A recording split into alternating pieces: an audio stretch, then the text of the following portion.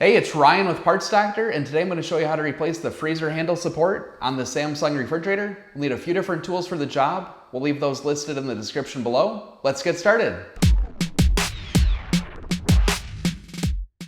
The first thing that we'll need to do is pivot the handle up to give us access to the set screw.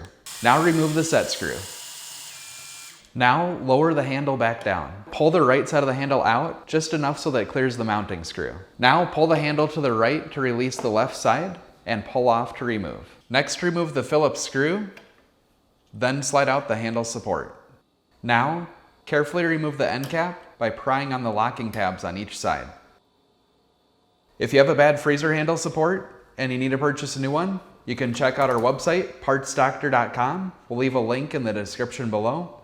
You'll want to make sure that you search with the model number from the tag on your refrigerator to make sure you get the correct part. On most refrigerators, the handle support is different for the left and right sides. Make sure that you're purchasing the correct side. Next, reinstall the door handle end cap by first inserting the rear tab, then gently snapping the two side tabs. Next, reinstall the door handle support by sliding it into the end of the handle, then reinstall the Phillips screw.